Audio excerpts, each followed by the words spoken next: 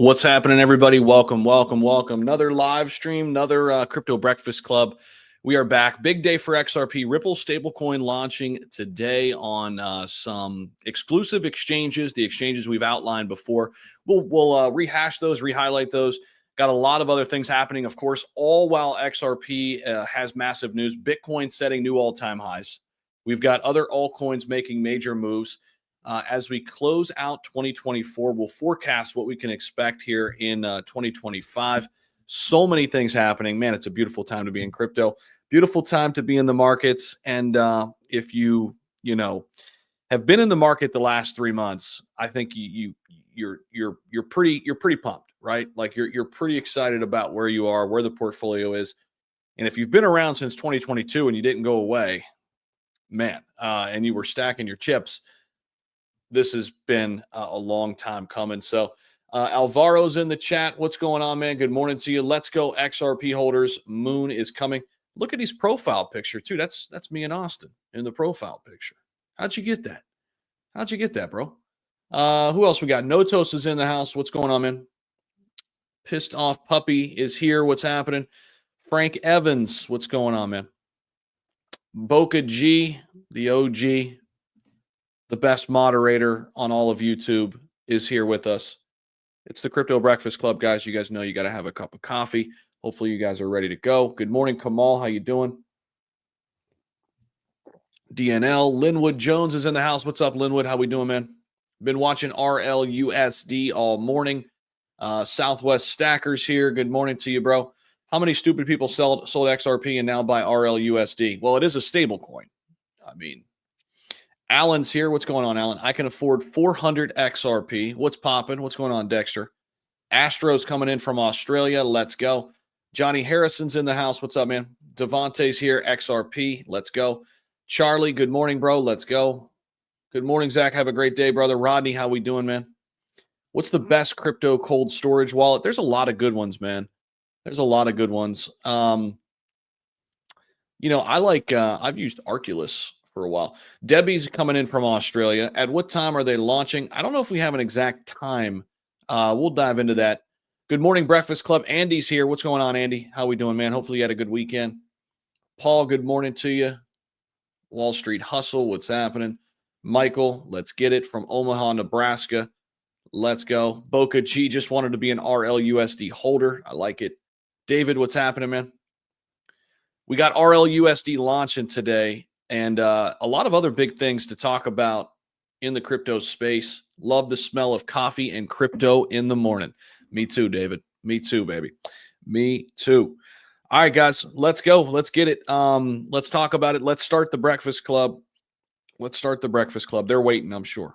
They're probably getting nervous. We're already 4 minutes late, so I'm sure they're getting nervous. Let's see.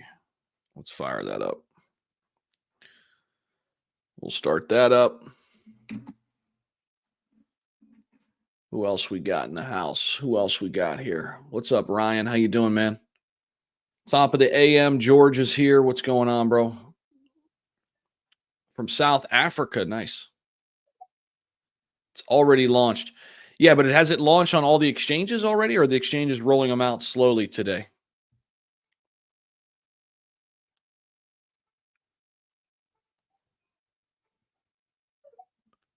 What's up, Trisha? Good morning. Coffee and some crypto creamer. Yes, we got creamer in this one too, David. All right, let's get it. Let's get it. Let's get it. Let's get it. What's going on, everybody? What's happening? What's happening? Oh, it's live on Uphold. Okay, yeah, because I don't know if it's live on all those other ones. They said that they were a couple of those other ones were gonna, slowly get all their stuff ready to go to launch on their specific platforms. But NYC locked, or North Carolina locked and loaded, slowly rolling out on exchanges from what I see. Yeah, that's what I see too. Travis said, haven't seen it on Uphold just yet. MoonPay, I haven't seen it on MoonPay just yet either.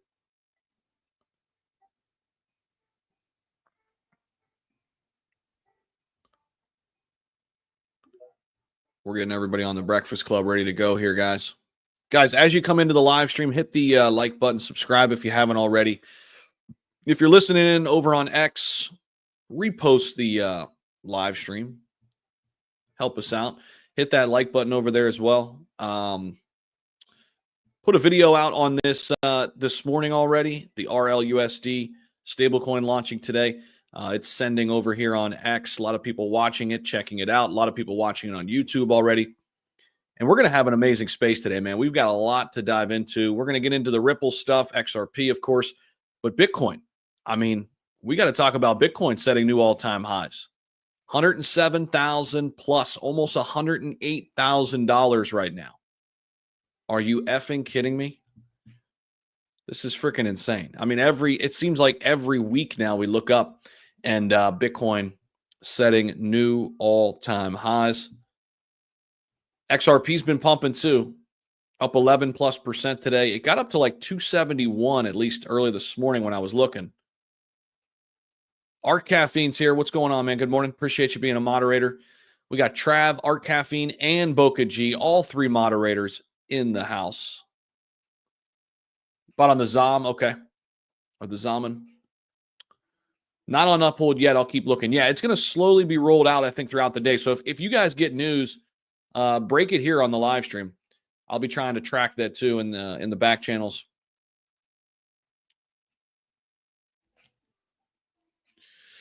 Yo, what's going on, Breakfast Club? We've been live for a little bit. We didn't forget about you. We didn't forget about you over on the spaces. We're live on YouTube, live on X, and RLUSD stablecoin going live today as well. Big week for crypto. Man, it is going to be, I think, really, really something interesting to watch this play out, you know, with the stablecoin for Ripple.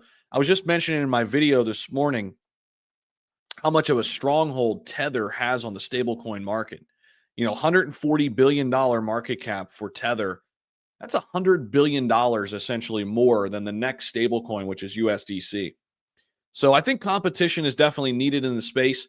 You know, I highlighted in my video this morning, I posted it on X, posted it on YouTube as well, just kind of what this is going to enable, you know, the XRP ecosystem to have now. And it's going to be interesting watching this play out because the stablecoins launching on some exchanges, not the top tier exchanges out of the gate though, but I do think as we roll into later in December here and into Q1, I think we're going to see all the top tier exchanges probably list RLUSD. Remember, this is going to be, in a lot of people's opinion, the most transparent stablecoin out there, at least from the United States standards. So I think this could quickly, in my opinion, become, you know, a big player here. I wouldn't be shocked at all to see Tether, RLUSD, and then USDC in that order when it comes to market cap. It'll take a little bit, obviously, for adoption, but this is, again, going to be a reliable bridge now between traditional fiat into DeFi. And this, to me, could be the stablecoin that you use in the United States for years to come, given what Ripple has done here in terms of being fully transparent, getting the regulatory, you know, necessities underway. Got a lot of news this morning, man.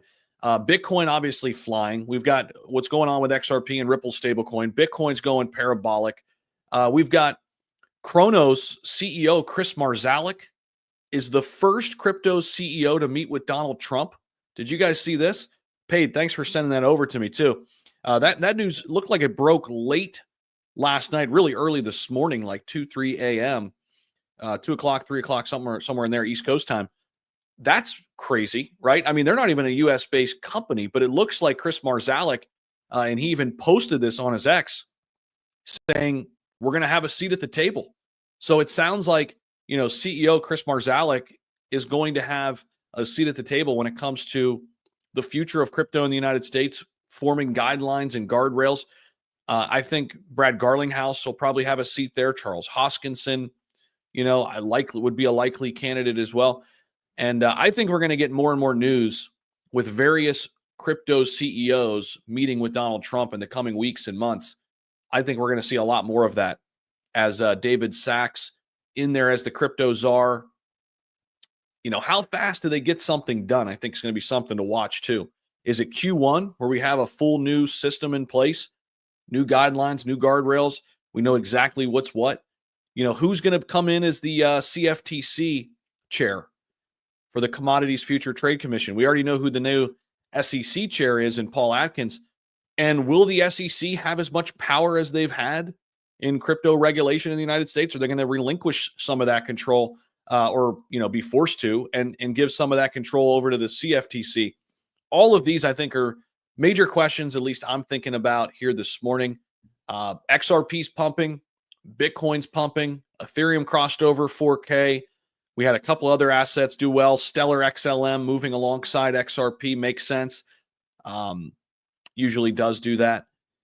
Cronos up right now, 15+%. Crossed over 20 cents on the news. All it took was a picture with Trump, and your token goes up 20%. Okay, that's all it takes. Get a picture with Trump, your crypto goes up 20%, even when you're a $5 billion market cap. Pretty nuts. But Paid, what's going on, man? Good morning to you. How we doing?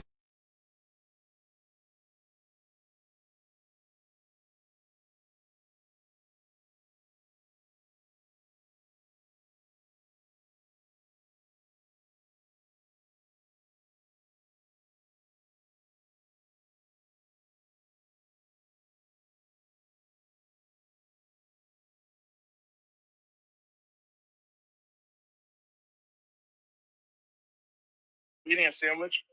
I can't, I couldn't afford the chicken and waffles this morning, so I got a little tuna sandwich. It's not morning for me, but it's, it's afternoon. But, for you guys, it's morning. So I just got a nice little tuna sandwich. Very, efficient on my wallet. But I just wanted to say, I don't know if you saw this also. This is real breaking news, too. Excuse me. FTX. Have you seen this, Zach? FTX. Distributing $16 billion to creditors starting 60 days after January 3rd.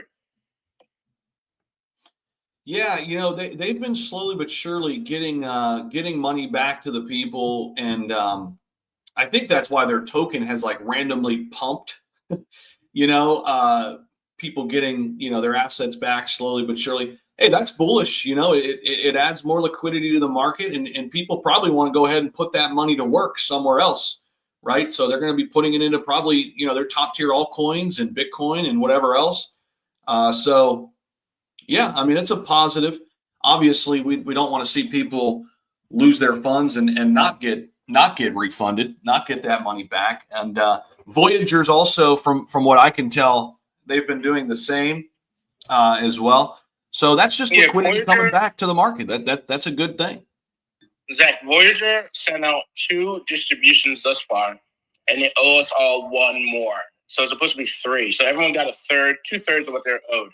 And I think with this FTX thing, a chunk of that money is going to go back to Voyager, so Voyager can pay out more. That's right, Paid. You were tied up in that whole Voyager debacle. I'm still tied up, bro. They told me I don't even know. Dude, listen, guys. Lesson for not leaving shit on exchanges. Don't leave shit on exchanges. Because when the exchange goes down and they say this is actually how much you had in monetary value, and it's literally like 1/4 of what it originally was, and they're only going to give you that 1/4 of what they owe you, and they still haven't paid you out in 3 years. Yeah. Don't leave your money on exchanges, for the love of God. Learn from me. It's funny, can I still do it? Not to as big of an extent, but I still do it a little bit. But for daily trades and swaps or whatever. But yeah, so they still got 1 more check coming, and there hasn't been any news of that check coming because if you're on Voyager on their website, if you had an account with them, you can log in and they update you through the legal process and what's going on with the bankruptcy and everything. So I'm pretty sure after this, within a week, they're going to update the website and be like, FTX owes us, I don't even remember the dollar amount. Let's say it's $100 million. FTX owed us $100 million, and once we get that, we'll pay everyone the last 1/3 that we owe them. And I think that's what's about to happen. But also, Zach, imagine, you can't go to the bank and do this. You can't go anywhere. What happened with Voyager was they gave uncollateralized loans to FTX, and we all know what happened with FTX. So, you can't right now go to a bank and get, a loan with no collateral, no money down, no nothing. How the fuck are these big wigs just allowing that to happen? I think it was hundreds of millions of dollars. Here you go. Don't worry about it. Pay me back when you can. What? Like, what is going on? Yeah, for sure. I think, no matter what, I think we've learned from that situation a little bit, this go around. You know, don't hold a ton of your capital in crypto on exchanges. Use it as an off ramp, right? Use it as short term trading. And if you're going to use exchanges, you're going to hold any kind of money, on exchanges. Hold it on an exchange that shows their one-to-one backing. Hold it on an exchange that proves that they have the proof of reserves, like crypto.com did. Crypto.com very quickly after the whole FTX debacle happened, I believe they were the first major exchange to show that, hey, what customers have, we have it in reserves, which essentially means if any of you want to sell, you're able to sell. We've got your money, so and a lot of these companies have made their proof of reserves public. Not all of them, but a large portion of them had. So if you're going to go on exchanges, that's what I would be doing. I'd be looking at the ones that have at least proven that they've got one-to-one backing and they're constantly updating that. Your Corp, what's going on, man? Good morning.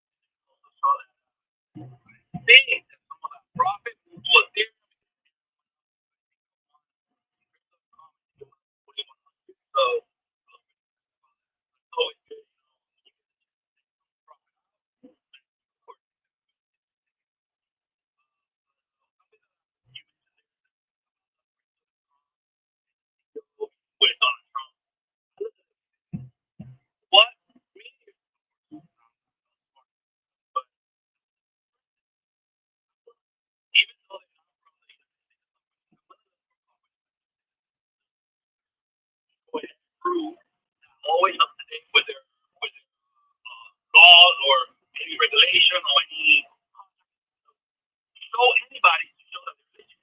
I'm gonna go with that company. So Trump is doing more than the only company that are clear possible when it comes to showing their reserves, showing anything that it needs to show. So not financial advice, but don't forget about it. Bro, it's always the money and not making the money. The whole time was like 81 or 80. Far away from there, guys. We are far away from like 50 something. Of course, like we always do, we don't know about it. Something to do home. I feel it is a good choice. But that was it. That's what I wanted to say today. I wish y'all have a great day. Also, don't forget about Pudgy, long-term partner.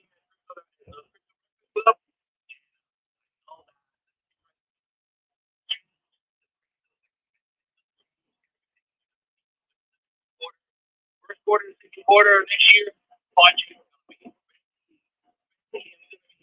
We were the first few ones at the beginning, so be happy about that. So, guys, have a great day. Enjoy your week. Well, yo, your Corp, you sounded like a VHS would look in modern times. I don't know what you were doing. A lot of people on YouTube were saying we can't hear them on this. We made out what you were saying on the space, but your Corp, we always appreciate you, bro. Thanks for dropping in again. And let's get down to Storm, and I see Blue Eyes is up here too. Storm, what's going on? What do you got on this? What do you got on this XRP news? If you want to hit on that a little bit, that is kind of the highlight today with RLUSD launching. Yeah, congratulations, everyone. This is huge news. I think it's going to be amazing. I think there was a little bit of confusion as to people wanting to purchase it. If you know what you're doing, yeah, but be careful, be safe, because I guess it can you can get rugged a little bit. But I had a question. This would be my first bull run. And I wanted to find out what your thoughts were on Uphold and Coinbase, and then crypto.com.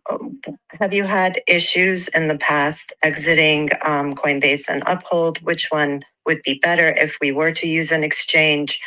Thank you so much for that. And then thank you so much for sharing the post you mentioned earlier about the gentleman, Chris Mars something. I really was interested to follow him, but I couldn't find him. So I think Paid has it somewhere. So thank you so much for sharing that too, Zach. But yes, congratulations to anyone who's holding XRP. Good for you. Yeah, no, good stuff. So to my knowledge, Uphold has been one of those exchanges that has been really transparent. They were the only place you could actually buy XRP legally in the United States throughout the entire lawsuit. And they've been very transparent in terms of their one-to-one backing. Crypto.com has also been extremely transparent. Coinbase is very, very solid. They do have issues sometimes with, not allowing people to trade. Do I think Coinbase is going away anytime soon? No. I mean, they're a publicly traded company in the United States. I think that helps, right? But they've had issues where they halt trading, and that sucks, especially when you're trying to get in and out of an asset. But hopefully they kind of get better with that.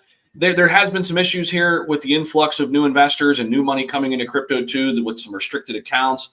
I addressed that in a video on YouTube that, basically highlighted what the issue was and then what Coinbase had said. And a lot of people have been, impacted by that. I think, it's tough because I think we need the Coinbases of the world in order to really facilitate mass adoption in crypto. But once you get into crypto, I want people to also realize how important it is to take control of your own keys and hold your assets, in a either hot wallet or cold wallet. And, there's a lot of different opportunities for that, especially once your, funds start going up and you're looking at, a large amount of money and you're planning on holding that asset long term. Definitely get that offline. I use a Nano X Ledger. There's a ton of great, products out there. I've got an Arculus wallet too. I've got a couple different ones that I use. I know Mar uses Keystone. And he said really positive things about the Keystone wallet. So go ahead, Storm. I'll let you come back. I just wanted to let you know my experience with Ledger, and this was my experience, but I had several Ledgers. I had two S's and an X. As I told you, I'm new, so I wasn't aware that I was supposed to update everything regularly, and so I hadn't touched them in a few years. And unfortunately, one of my S's would not turn on, and I also cannot, my Ledger Live and two of my ledgers that I have, the S and the X, they're not syncing up. I've gotten help with support. Some of my coins are pretty much locked, like they're in jail on Ledger Live and have been for the past few weeks. I was able to get help. Let me jump in real quick. Was it a battery? Was it a battery issue? Because that's something that is pretty common with Ledger. Yes, I changed the component that you put it into your Apple computer. Sometimes, that device might not be working well, including the wire that is hooked to the actual device and to your gadget that goes into your computer. So I just want you all to be really mindful with Ledger. This was not a pleasant experience for me at all. I don't know if I'm able to ever get the other funds out unless I pay someone a lot of money to help me. So I am definitely moving away from Ledger. And so please make sure that you're updating regularly and so you don't fall into the problems that I did. The one thing that did help was a trust wallet. Someone helped me download that, and I was able to release some of my assets off of the Ledger Live, and it showed up in the trust wallet, but not all of them. So please be careful and do your due diligence, because in the middle of the bull market, imagine you can't move shit. It's not okay. And so thank you very much. You can tuck me back down or I'll go back down however I go, but Appreciate you guys. Love this room, love your space. And Miss Larry, I love Larry. Thank you. Yes, yes. He's awesome. Storm, appreciate that. And stay up here. We might have something for Mar might have something for you. He's got his hand up. He might want to jump in on this because I know he's pretty passionate about which wallet he uses. Mar, what's going on, man? Hey Zach, good morning. Good morning, Paige. Good morning, everyone. Holy shit, man. These spaces, like every time I ask to come up, I can't hear anyone on mobile. Yeah. So I have to connect to the, like 4 or 5 desktop times. version. Yeah, I was trying to get you up here like 4 or 5 times. It works, times. so it's not my internet. Yeah. Yeah, Paige. Yeah, Zach. I don't know if you've seen the post up there, but I was getting ready, man, to speak on the Binance freaking space. And right when they brought me up, I had the same freaking issue that I had here. I couldn't hear anyone.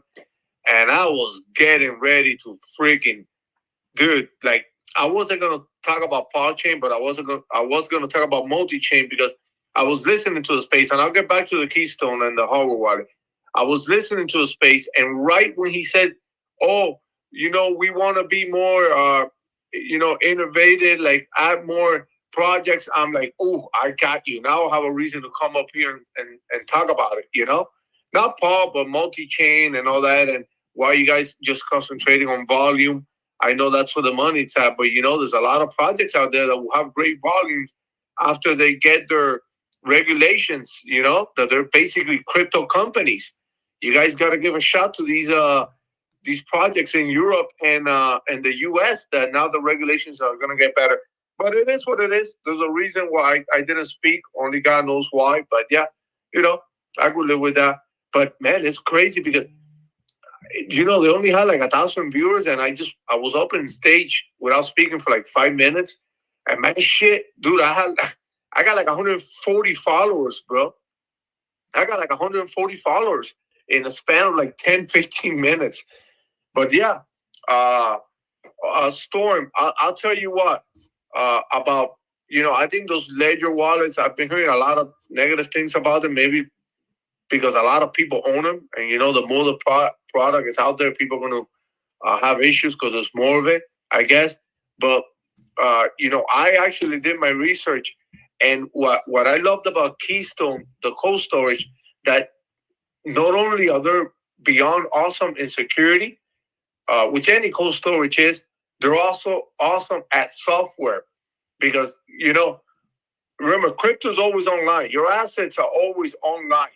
What you want to keep basically the most secure offline is your keys, that 12 or 24 word keys. And that's what Keystone does amazing. SafePower is also pretty good too. But Keystone and SafePower, they're air gap, meaning there's no Wi-Fi or Bluetooth. So the only way you could actually update the Keystone, it's either with an SD card or USB, connecting it to the PC real quick and updating the software on it, to the newest firmware. That's what makes, our cold storage even more secure when it's air gap, no Bluetooth, no Wi-Fi. Like there's no way it could connect to anything, And of course, any assets that you want to move out of your wallet, remember your crypto is always online, but anything you want to move out, you need to do like a double signature with your Keystone or your SafePower, meaning you need to scan the phone with the SafePower and then scan the SafePower with the phone just to get that transaction or to buy or whatever it is, Except if you want to receive something into the Keystone, you don't need to do it because you're doing it from another device. But that's what made cold storage great, man. And why did I say at the beginning why Keystone concentrating on security? I know they have great security because I bought it like 3 years ago. I have version 3 already, and all of a sudden, like 6 months ago, what's his name? I forgot his name, but someone that I follow on X back in the days I used to speak, he was highly into tech, and he tweeted about, wow, this wallet, it's really secure. So when this guy speaks about something being secure, that it's a really good project. And Bitcode is his name, actually, Bitcode. and he tweeted about. I'm like, yo, Bitcoin, I've owned this wallet like for like over a year and a half already. Damn, I feel now even better that you tweeted about it. And going back to Keystone, what makes it special over any other wallet for me is that the security is there, but the software, because I invest a lot into new L1s. And remember, guys, when you have a new layer 1 blockchain or layer 0 blockchain, you need to add the mainnet, a custom mainnet to your wallet. And a lot of these hardware wallets don't have that feature. Even a lot of hot wallets, like I want to say, I don't know, you know, how other than MetaMask, I think even Trust Wallet has issues sometimes adding a custom network. They just added it recently. You know, I want to be able to do that because I'm investing a lot into these new L1s. So, look, the OKX wallet doesn't have that feature. So, MetaMask, okay, the hot wallet MetaMask has this feature. That's why they're so popular also, because you can add any network to it, any custom network to it. And the awesome thing about Keystone is that they have a partnership with MetaMask. So they use MetaMask as the software wallet or as their software. They have their own software too for just like kind of like Bitcoin, but they use MetaMask as their software wallet. They also have a partnership with OKX. They have a partnership with Solflare, which is for Solana. They just recently added something with Cardano. They have like 9 different software wallets, and that's what makes Keystone awesome. SafePal, that's the first hardware wallet I bought because it was also air-gapped, but they had this issue where their software wouldn't take custom networks or even tokens, even some tokens out there that you just couldn't add it to the wallet. And that's what, for me, that's what makes Keystone badass, is that they have partnerships with OKX. And remember, some people are like, oh, no, but I don't trust MetaMask or OKX. It's a hot wallet. Remember, yeah, crypto's always online. Your assets are always online. But when you set up your Keystone with MetaMask, it brings out new accounts that have nothing to do with MetaMask. Those accounts are on the Keystone. It's just using MetaMask as a mirror for you to, you know, move out, tokens, coins, your assets, or back in. It's just a mirror. That's it. But anything that you want to move out of MetaMask, you need to have that double signature. And I think Keystone is pretty cool. I've always told people, and I'll land the plane with this, I've always told people that don't ever buy these hardware wallets on Amazon and stuff like that. But Keystone does have an official Amazon store. Make sure you hit that link on their website. They have an official Amazon store and Newegg. But yeah, I just think it's an awesome wallet. SafePower is pretty awesome too. And SafePower just added the custom network. So you can't go wrong with any of them.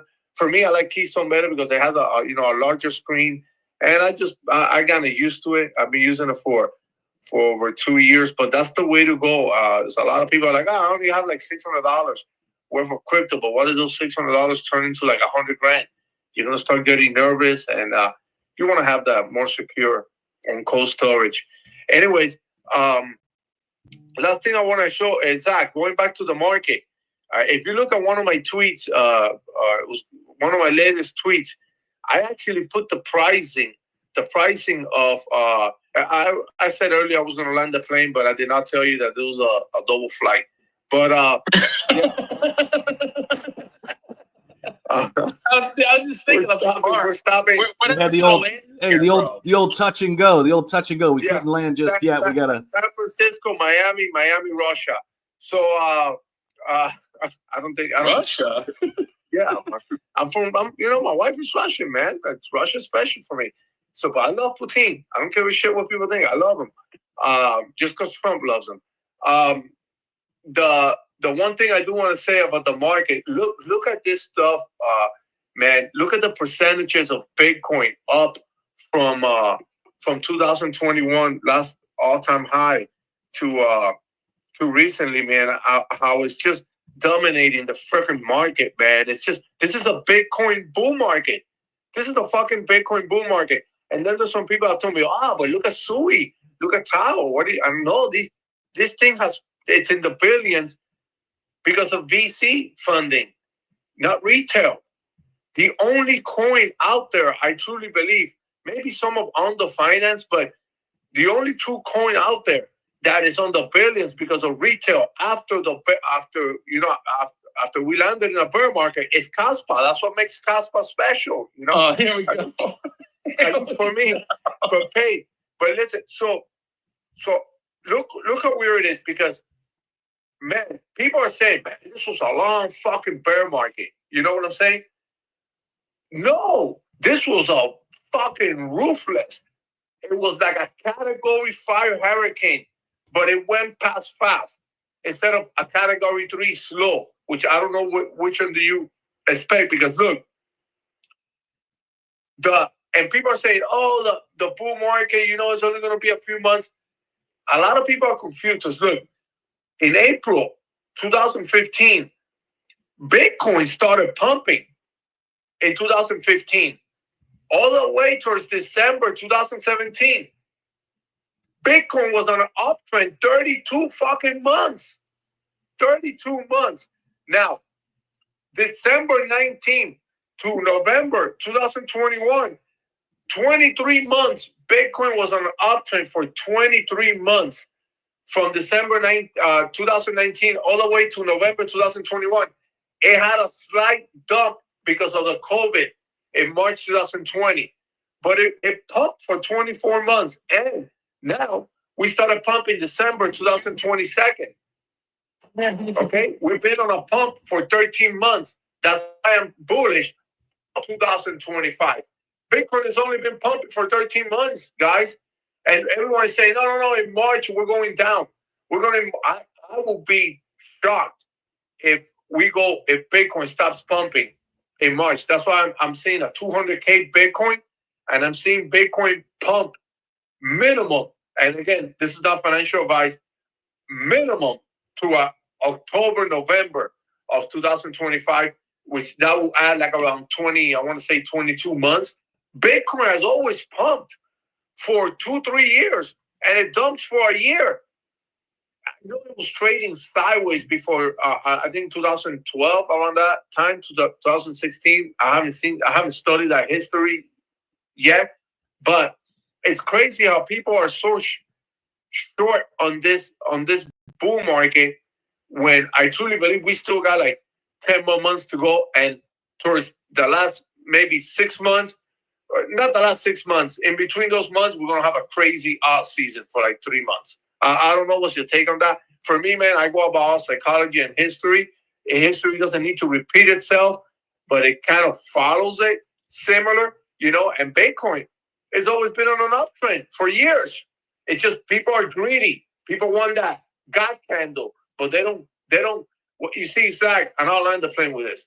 They don't blow out the chart a year, 2 years. You get what I'm saying?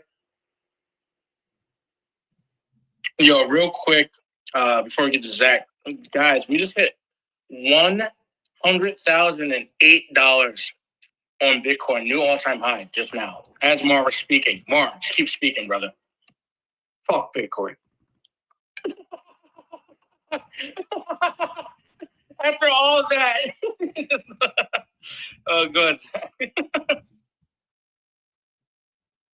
Let's keep it moving. No, Mar, good stuff as always. I want to get Storm back in there because, Mar mentioned some things related to her questions, and then we'll bring this thing back to XRP, the news, Bitcoin, and keep the conversation rolling here this morning. Go ahead, Storm. Thank you so much, Zach. More, I want to really appreciate all that you shared. I actually did get an air gap. I ordered an EliPal. So I think that one is also air gapped, and I was looking at a decent wallet, but I never heard of the wallet you mentioned. Would it be possible if you could put it down in the bubble so I can click the right link and not get into the wrong place? I would really appreciate that. And thank you again so much for that info.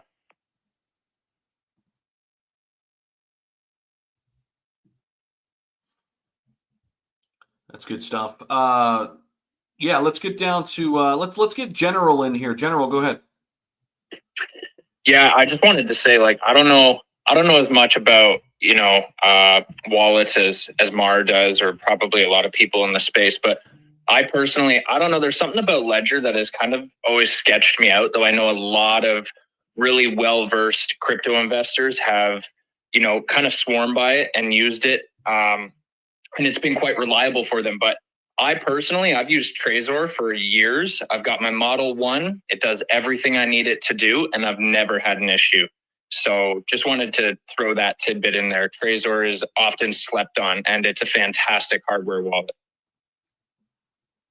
That is a good call. That is one of the OGs, and for a long time, I think it was basically, you know, them and Ledger were kind of looked at as like 1, 2. Yeah, that's good stuff. Blue Eyes, what's happening?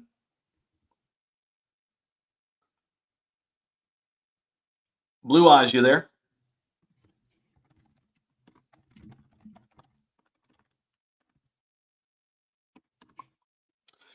Zach, what are you doing? Typing him a message? What's going on here? I'm just, multitasking.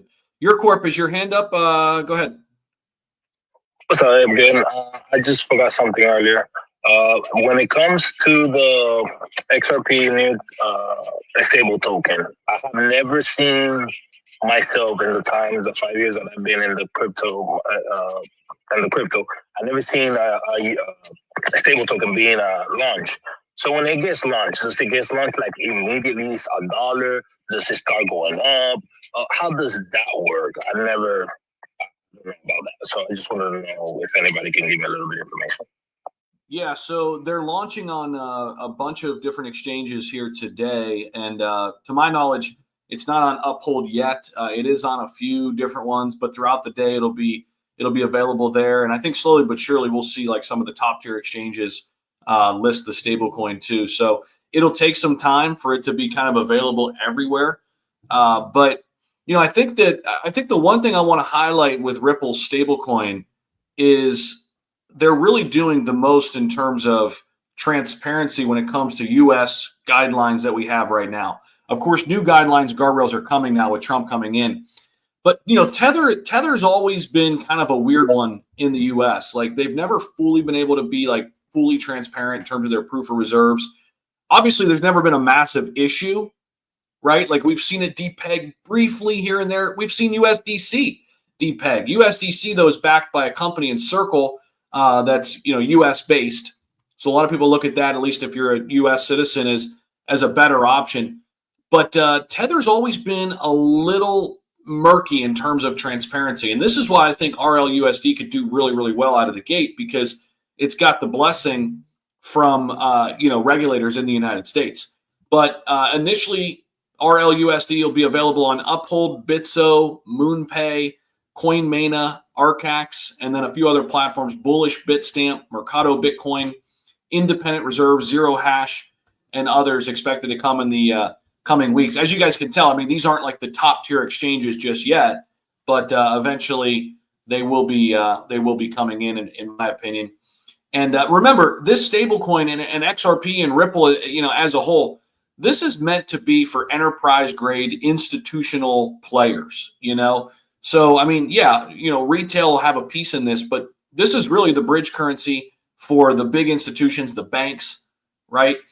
And I've heard some people talk about, oh, well, Zach, you know, is this the America's aim at a CBDC, a central bank digital currency, which a lot of people are against, including myself.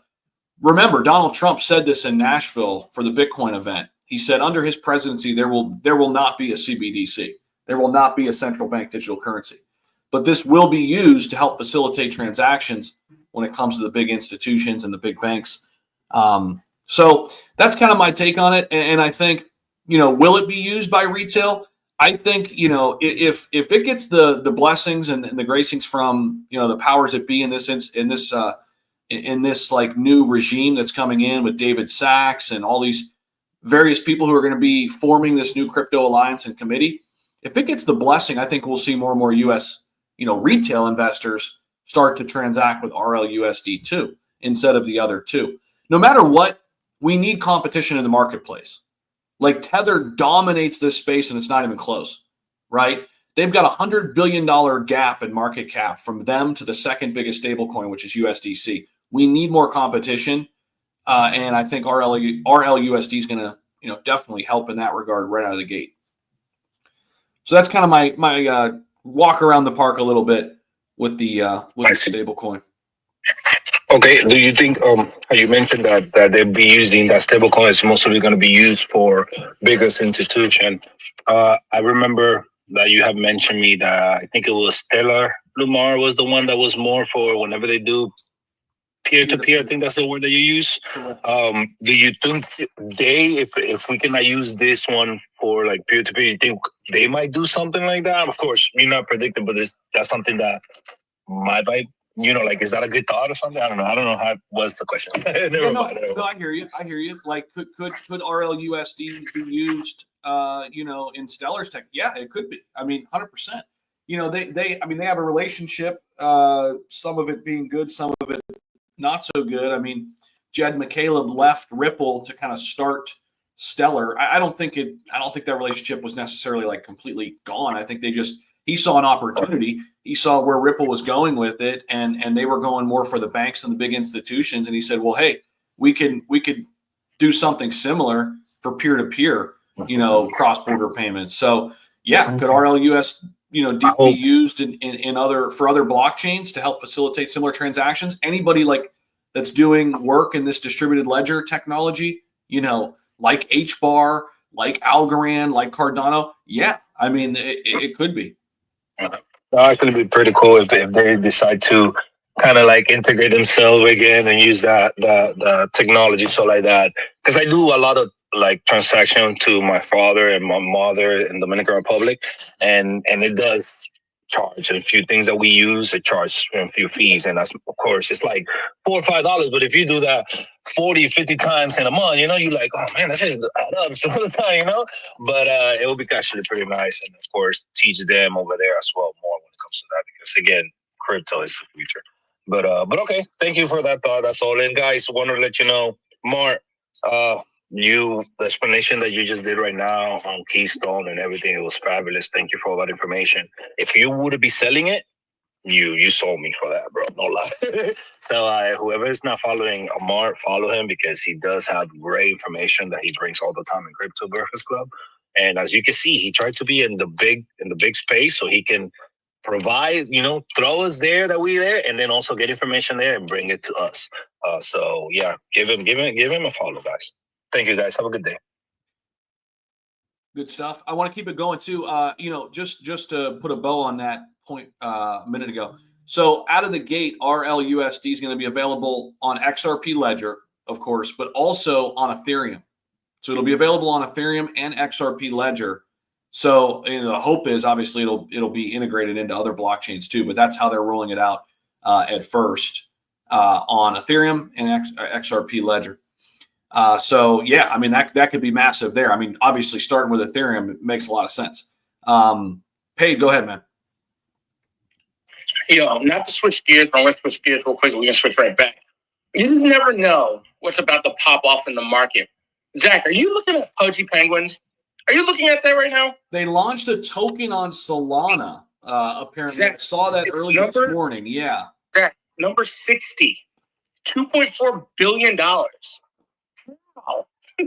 Insane, man. Well, like we kind of touched on it briefly, and I'm not going to pretend like I've got NFTs all figured out. I'm not deep in the weeds with NFTs, but I know one thing: they have been moving up for a while, and they went like major public with their brand, and they've got physical items now. I mean, they're growing not only an NFT platform now. I mean, they're really growing a brand, and now with their token coming out, we see it all the time. Cryptos that have big money backing it. I mean, yeah, you can get into the billions, and there you go. You're on the front page of CoinMarketCap.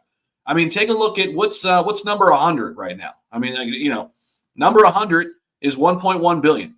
So if you can, launch with that kind of capital, and I mean, we see it, and then all of a sudden you get a random, you're like, what is this? It's ranked number 70. It's up 200% today, and so that's crazy though. That they're already up there. Looking at it now, crazy. It launched today, Zach. That's insane. 699% up right now. Yeah, I was trying to catch it on the billion, but to do like a 2-3x, but no way, man. It's at 2.5 billion now. Yeah. Yeah, man, it's gonna. I think it might retrace a little more. This is something to look at. Maybe 1.5 billion. I could put in some money for a trade. But yeah, it's Pudgy Penguin, man. It's and they haven't even listed in Binance yet. Crazy. General, go ahead, and then we'll get over to. Yeah, go ahead. We need another co-host, by the way. All right, let's see here. Anybody want to take that role? Mutasco, Mar, anybody? Yeah, because Zach is dealing with Zach himself is dealing with some sick children. Mar gave me the thumbs up. Let's go back down to General. He might have something responding to something we mentioned there, and then I want to get Postman in here. Yeah, on the Pudgy Penguins token real quick, I just wanted to say, guys, they're doing an airdrop to anybody who holds any Pudgy assets, whether it's, a Pudgy Penguin itself or a little Pudgy, or, there's a couple other ones that are included in that, and also Solana users. So if you're a Phantom Wallet user, you use Jupiter, etc., you may have been airdropped some Pudgy Penguin tokens. They basically put aside a quarter of the supply for those airdrops to onboard new users. So make sure you check that out. Check out their main X account and use that verified link to check out if you have any Pudgy Penguin tokens that have been airdropped to you. I tried to do it. I do most of my stuff. The wallet I use is Coinbase wallet. It's very versatile. So I've tried to connect it to see if I was eligible for any of those tokens, and it didn't go through for me yet. So I'll try it again later. A lot of people are saying, you want to basically do it on your desktop. So just wanted to throw that out there. Appreciate that. Good stuff. Postman, what's happening, man? Not much. Good morning. This is for Storm. Have you tried the factory?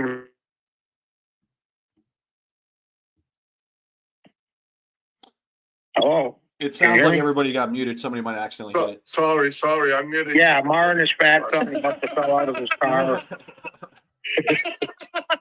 Postman comes up and Mar mutes him immediately. Yeah. Imagine that. He knows I've been practicing to win that money, so free. Storm, have you tried to factory reset your ledger?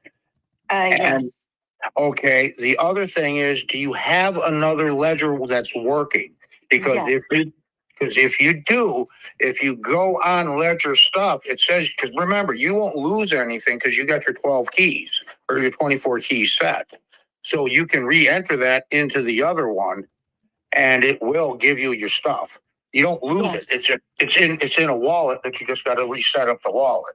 Yes, I did that. I did that with one of the S's I had that was unused. However, there's something going on. I have plenty of Ethereum, and every time I try to move my assets off of the ledger, it's telling me I need more Ethereum, and it will not let me continue.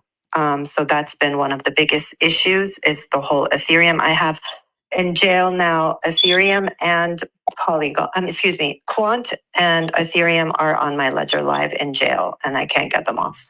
How much? Do you have enough gas for it? Yes, Mar. I have plenty, and it won't do it. And I've sent a report to them, and they keep coming back. You're doing everything right. Just try it at different times of day. They keep telling me. What the fuck? Yeah, that's weird because I got the Nano S, and mine's blocked out, and I know what I'm supposed to do it. I just haven't had time, so I went and bought a different one, and it's kind of like the same thing. I went and bought the Ledger Flex, and that one seems to be working. So it was just like I was looking at stuff. There's you're always going to have issues. It's computer crap.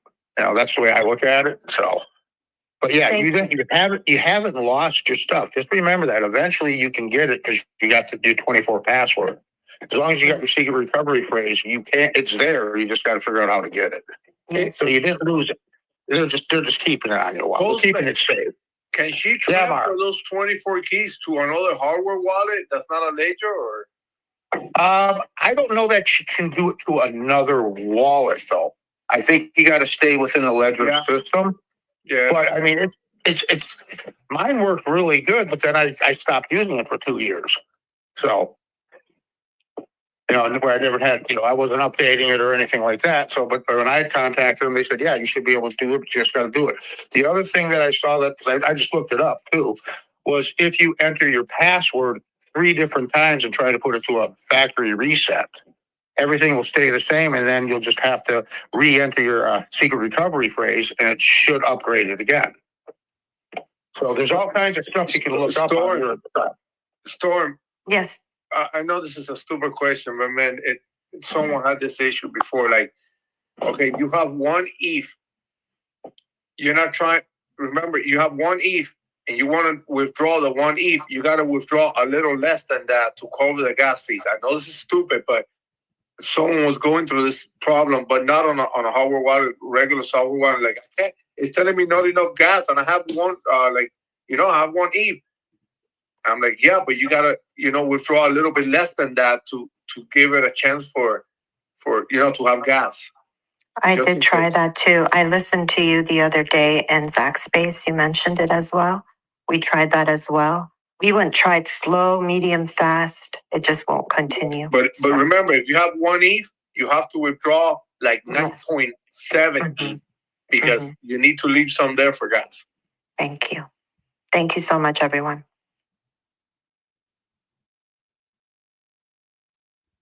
Other than that, hey, Zach, so for the weekend, for my doing the dishes and cooking for you, we've got to still get that paid, figured out how much you're going to pay me and stuff. We'll just we'll just make sure you win the next giveaway. And then from Mar. Yeah, we'll just make sure you win the next 10 giveaways and we'll call it even. All right, yeah, that sounds good to me, brother. All right.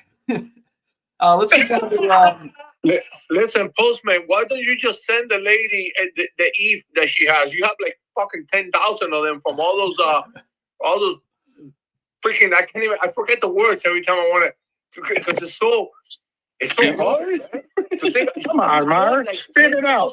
ETH for free back in 2017. Send one to her, man. That's why I still work for a living, Mar. We all know you're the one that's rich, living. You're probably out on a boat somewhere, floating around in the ocean. And then maybe if you send her an ETH, you could take her out on a date. Postman is fucking married, Mar. Respect the relationship. Yeah, okay, Pate. I'm not married, but that's beside the point. I'm not married like Mar either, though. Yo, real quick, guys, we are at just about top of the first hour. GM. Make sure you're liking. Share. Guys, we have 22 comments in the pill. Are we even here? Zach, shut it down. Zach, shut it down. We're leaving. We're taking the day off.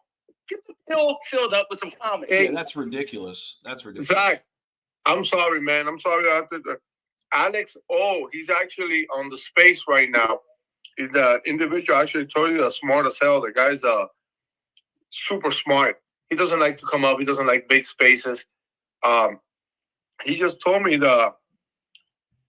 he says there's no such thing as a ledger network.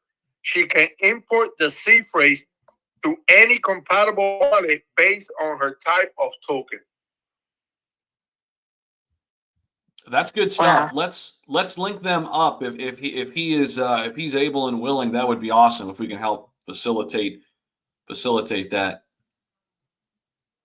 I followed him. Thank you. Perfect. Yeah. Shout out to everybody listening on YouTube this morning. We got a big YouTube audience. Almost 7K people have already listened in to our space here in the first hour on YouTube. Amazing there. So if you guys are over on YouTube, hit the like button. Keep spreading the word over there. Our X live is doing well too. Almost 1,000 people there. And I think this one's pumping as well. Let's keep it going though. Extreme Car Care, how we doing? Good morning to you.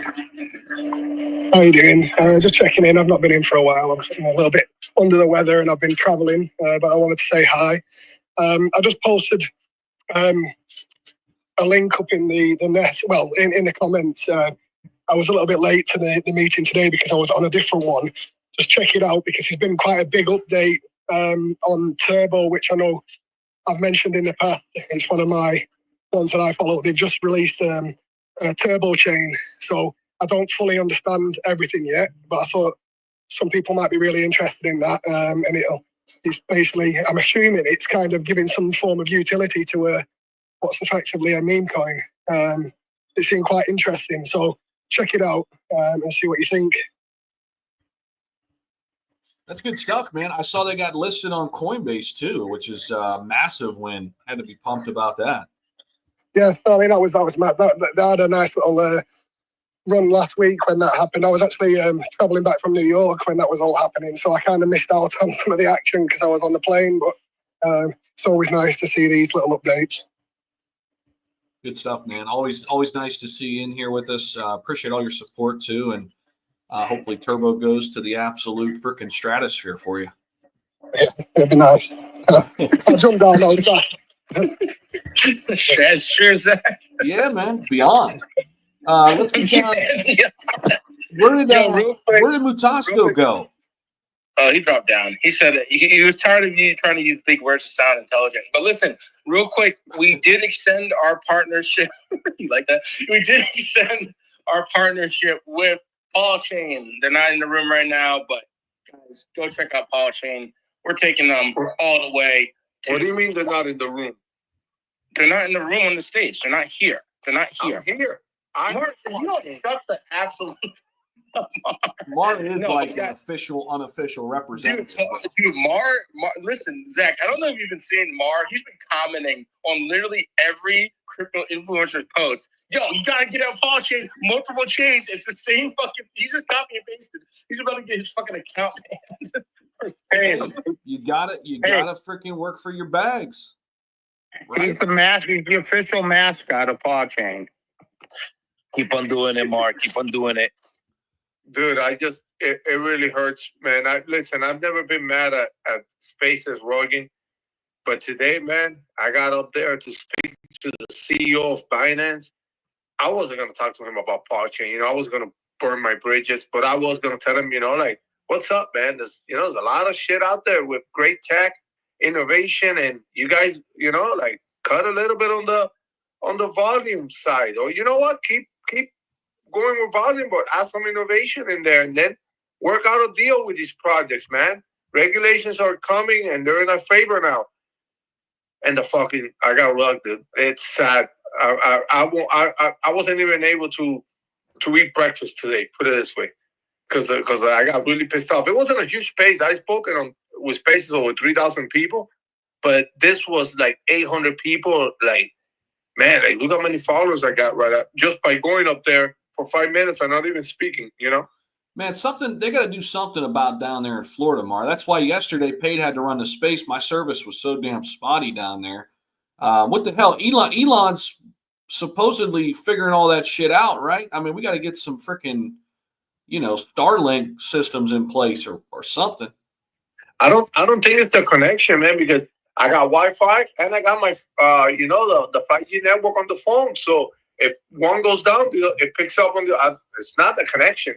It's X, man. It's X and whatever connection's in X, but not my internet connection, whatever it is. I'm going to try to bring Mutasco back up here, but real quick, we hit on Paul. I'll show him some love. They're a major sponsor here with us on the Crypto Breakfast Club. Guys, they're sitting at a $28 million market cap. A little pullback after topping out about 35 mil last 4 or 5 days or so. A little pullback to 28 mil, nothing crazy, but maybe a potential opportunity here, guys. If you haven't heard about them in full detail, keep coming in here every single day. You're going to hear a lot more from Brian and the whole crew. They've become just a great partner with us. We've helped facilitate some partnerships that they've were able to solidify too. So that's what we're all about here on the Breakfast Club. So show them some love. Paw Chain, definitely give them a look. It's all about interoperability. That's the future of crypto. And they're integrating blockchain after blockchain. What do they got now? 7, 8 blockchains now? They got Solana this week. It was supposed to come out. They said they had a few, not hiccups, but a few loose ends to tie. But Solana should be on board this week, and that is going to be fucking huge. That's what the fucking liquidity on Solana right now. Like, what it looks like. Yep, 100%. Speaking of XRP, a lot of people in the room for XRP. XRP pumped this morning to about 272, 273, dialing back a little bit here, back down to 257. still looks really, really freaking strong. You know, Hbar had some big news today too. And I covered that in a video. I don't want to give it all away, but I will tell you guys this. I'll give you a little hint. Hbar and the Hedera Hashgraph Foundation, they are doing some big business in the Middle East. And I'm going to talk about that in an upcoming video later today. So make sure you guys are subscribed to my YouTube channel. You can find it in my link tree right here on X. Got some news coming out on that. Hbar has been the top mover the last 90 days. It's not even close, guys. Hbar is up 517% in the last 3 months. And a lot of that has come in the last month and a half. It came up from what, 8 cents to like 38 cents in a month. Insane. There's some big things happening there with Hedera. So I'll get into that later in one of my videos. But Cronos, Yo, Zach, mentioned, saw, yeah, go ahead, bro. Zach, you saw this isn't really crypto related, but when you talk about the Middle East, you got to look at what's happening in places in the Middle East. You saw that I think it's Saudi Arabia is getting the World Cup 2024. And that's where Cristiano Ronaldo is now on the team as well. So there's a lot of money going over there right now. And if you look at his fucking salary for playing over there, insane. And you know they're going to be getting into crypto. You know, I talked about this probably a month ago about you know, Islam and crypto. And Mutasa's up here, so I can talk about it more. But like a lot of these exchanges are going for Islamic compliant crypto, I guess, portfolios, you could say, that people in the Islamic world can get. So there's a lot of attention on Islam with crypto and finance, especially in Saudi Arabia, especially with the World Cup coming up in 10 years or whatever it is. Yeah, something like that. So huge stuff coming. Yeah, I mean, that is a part of the world that has made it a point, I think, the last few years to really diversify out and away from oil a little bit. And I mean, they're looking at all the new emerging technologies, right? Like they're looking at blockchain, they're looking at robotics, they're looking at AI. And I think they're going to be a leader when it comes to crypto. I mean, look at Dubai already. I mean, it's already like the crypto capital of the world. I mean, go to Dubai, guys. I mean, you could transact with USDT, with Bitcoin, with Ethereum, anywhere. I mean, seemingly anywhere. I mean, it's super rare to not have that option. It was crazy. It was shocking to me. Very similar in Singapore too. Very similar. Yeah, Ronaldo's contract, $200 million per year. Insane. For soccer or football, depending on where you are in the world, that contract, that's like baseball contract numbers. Like that is insane. There's so much money over there, it's ridiculous. 100%. Yeah. All right. So we got Mutasco back up here. Mutasco, good morning to you. How you doing? Zach, real quick, can I say something real quick? Yeah, bro. I got Dr. Strange here saying that he received an airdrop for Pudgy Penguin on MetaMask. Well, how is that possible if it's on Solana? It's probably fake, bro. Yeah, that's what I'm telling you. Just be careful. Be careful. Just be careful. It's probably fake. Zach, you've talked about a coin pumping hard. Have you seen hype since November 28th from $6 to $30? No, what is that? Hype. Yeah, it's at a $10 billion market cap. HYPE. Insane. Hype. Oh, this is interesting. They don't have it recognized as a top 100 crypto though. Why? No, because it's so new. Interesting.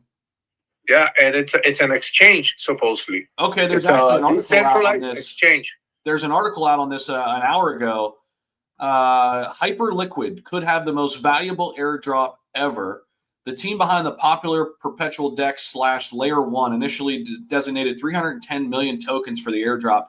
More than 94,000 addresses were eligible. Let's see here. So what is this thing? Hold on, let me see here. What the hell is this thing? All-time high was 8 hours ago. No, 12 hours ago. So it's a layer 1. It's a layer 1.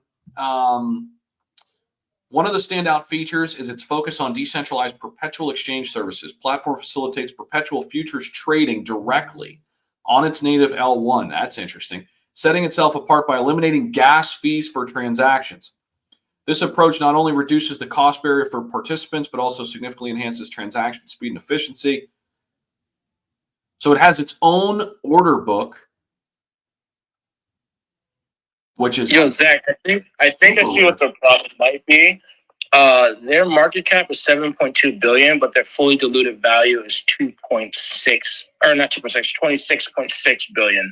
So there might be a discrepancy with Coinbase and max supply or something. Yeah. We talked about that before in the show. So this thing's self-funded too?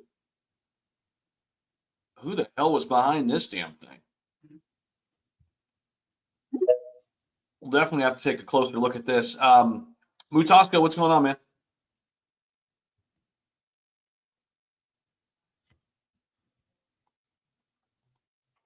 Hey, can you hear me? Yes, sir.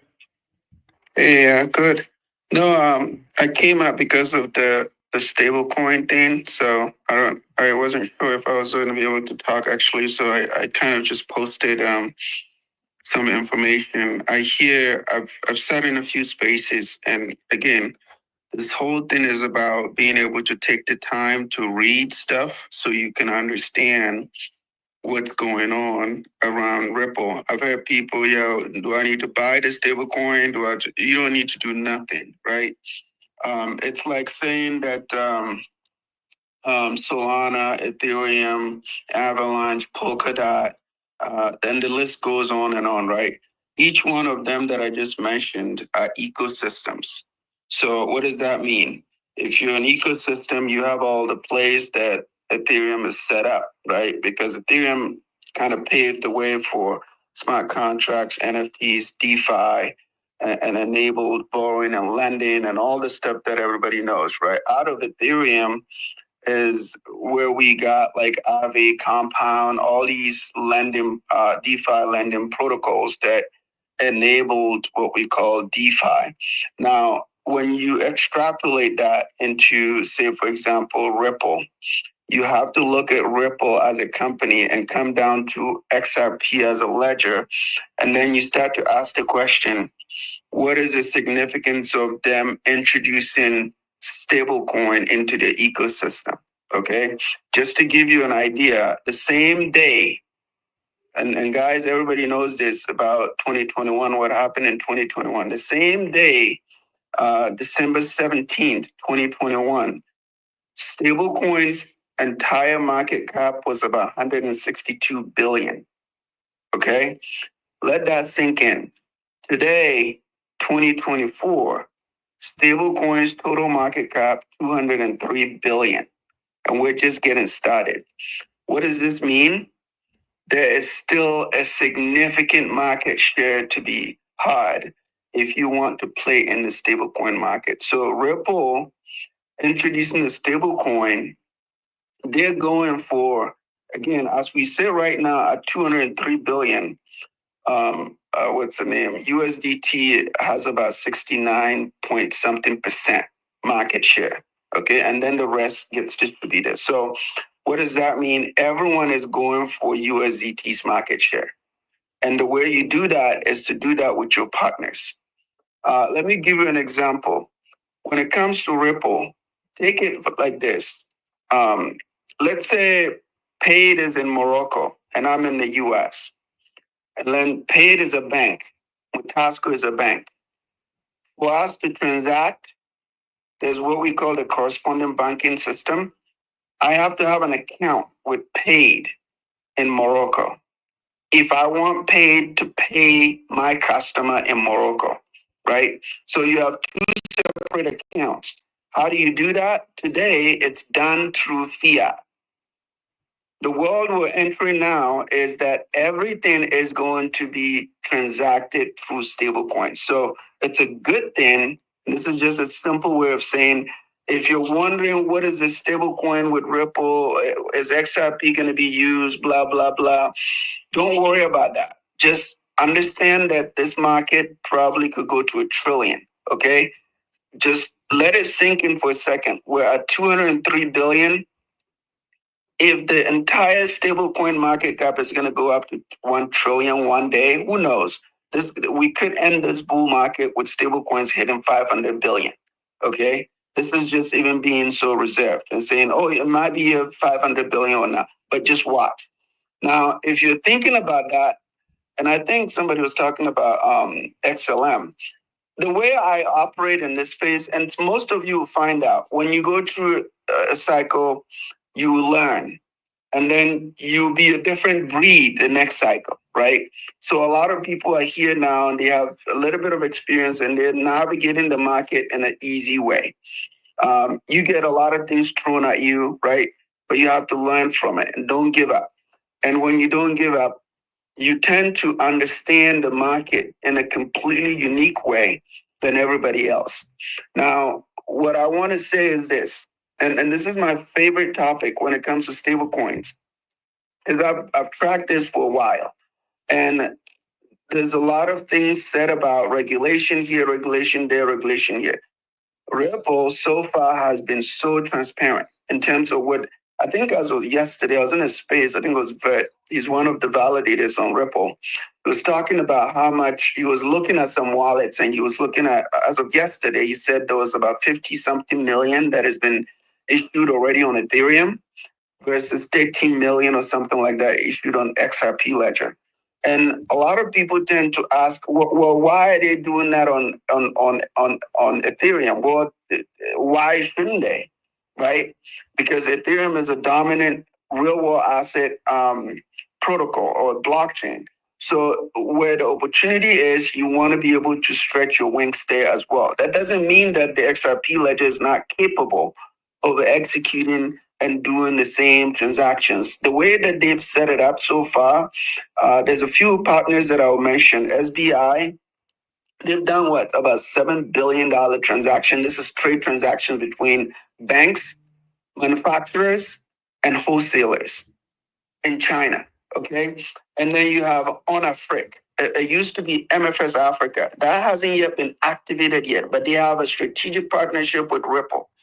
And what MFS Africa, which is now On Afrique, does in the African continent, they have like nearly 500 million unique mobile. So if you're somebody in Africa, you know what I'm talking about. People send money using their phones, right? So it's phone number to phone number. It's called mobile wallet. So this company that has strategic partnership with Ripple, this partnership was done probably 2 years ago, okay? This is the foundational infrastructure for moving money in Africa. These guys have led the way for a very long time, and Ripple has already got them under their belt. And what they're doing is that they help people, like if you're a small trader, you're buying stuff from one country to the other, you can move money through mobile wallets. These people are at 500 million. Okay, you can go look them up. They're called On Afrique, or you can just Google MFS Africa. Okay, and then you can go dig down to the rabbit hole and see what I'm talking about. But this is a company that's already embedded PayPal's. They have what they call their remittance app, which is called Zoom. I use it for sending money too. So what I'm speaking to is a lot of people don't understand the significance of Ripple introducing a stable coin. Now, I've also, in the screenshots, you will notice that if anybody asks you, how is XRP going to be used? I encourage you to go read on Ripple's website. They have a section called Ripple Payment Direct, okay? Ripple Payment Direct is like a very intelligent, well-designed workflow for how this is going to work. And I put some screenshots there for easy, for anybody who doesn't want to go dig the deep in. You can just look at the screenshots. One of them actually spells out how XRP will be used, okay? And I've said this before in other spaces. If you look at MasterCard, Visa Card, Western Union, all of these companies, one of the unique things that they've created in the remittance world in terms of wiring money abroad for people that have traveled is that they've created what they call, I call them subnets, but they're called the last mile payout or cash out partners. If you have Western Union in the US, they have to have cash out partners across the world, wherever, in remote areas.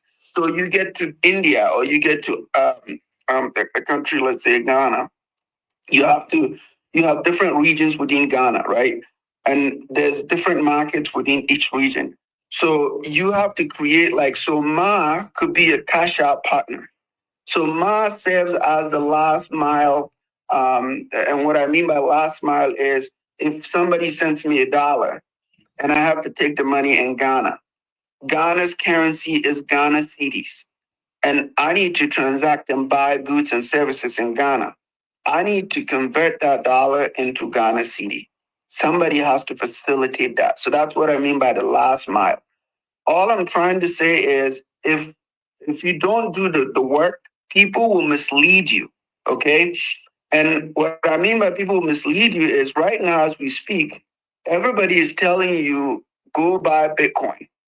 What they're not telling you is Ethereum is on a discount, okay? And when Ethereum hits 10,000, that's when everybody is going to say, buy Ethereum, buy Ethereum, buy Ethereum.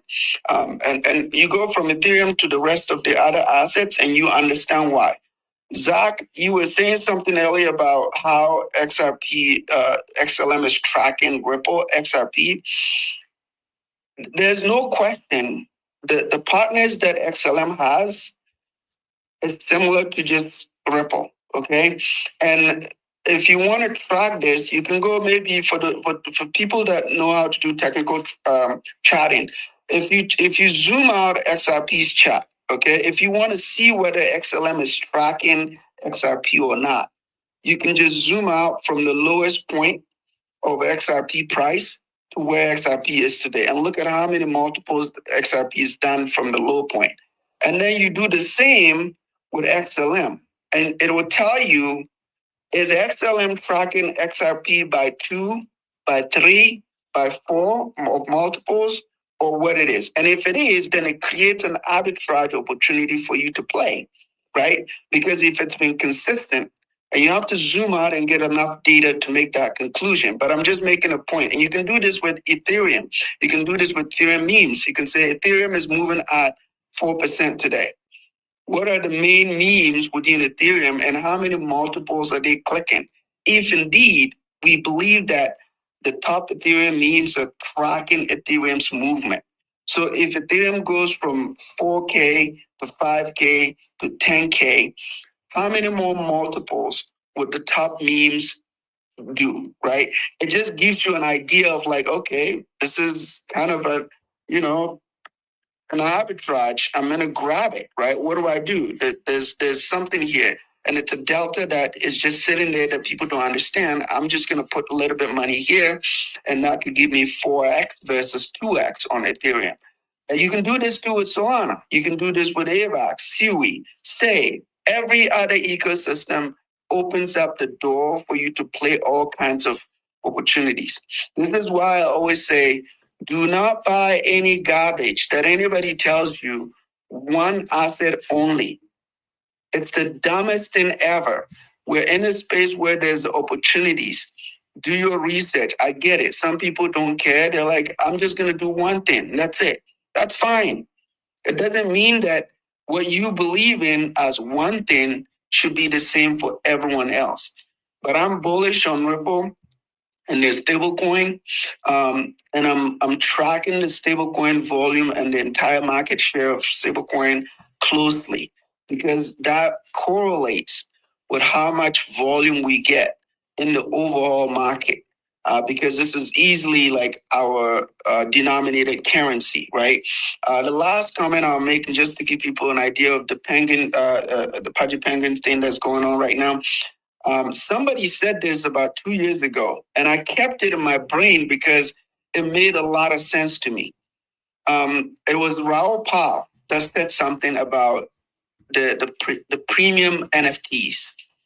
He said, if you're buying these things, think of it as flying into Morocco and buying a house in Morocco, paid. But when you buy the house in Morocco, you have to denominate the house in US dollar. What does that mean? If US dollar goes up, the house value goes up because you're denominating the house in Morocco, not in the Moroccan currency, but in the US dollar. What does this mean and has to do with crypto? The way you want to think about this is what I said about tracking these major assets and the sub assets. If you're looking at Ethereum and you own a meme in Ethereum, what you're doing is, remember, the meme is denominated in Ethereum. So if Ethereum goes up, you kind of have an upside potential in the meme. So when you're selling the meme, you're denominating back into Ethereum. This is what I think Raul Paz said this, and it made a lot of sense to me. And I said, oh, okay, this is actually really cool.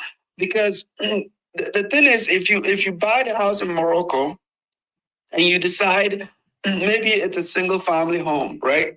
And you didn't add a garage, you didn't add, maybe you wanted to build another layer on top of the house. You didn't do anything. Let's just say you did nothing. And you just sat on the house. Because it's denominated in US dollars, if the US dollar index goes up, the value of the house will go up, because if you tend to swap it on the market rate, it will track the US dollar. That's how this operates. And this is what a lot of people don't understand about Ethereum. And they tend to trash it a lot. And I say the GDP of Ethereum is bigger than what you think, okay? And what you want to do is play your plays right. I love the stablecoin conversation, Zach. This will involve a longer space, but I'm just going to shut up. I hope anybody that cares about their money and they want to play the Ripple trade, read the stuff. They're all out there. Ripple actually put all of it out there. If you read the white paper, you see everything they're doing. But people go about saying all kinds of crazy things about whether it's out there in the public. Read it, take advantage of it, and see how this will pay you off. Yo, Mutasco, with the fire, as always. Just a clarification, it's not a single family home with no garage. It's a giant riad with a stable for a horse. Thank you. Mutasco, is USDT done in Europe and the US with this stablecoin? What was that? USDT, are they done in the US and Europe maybe with the backing of this XRP stablecoin? Because no, not at all. They all play in different kind of. So one of the things that I was saying, I'll post a video here from. It's a video that was done, documentary by the USDT team. I listen to the guy directly. I don't like listening to all these, people. I just listen.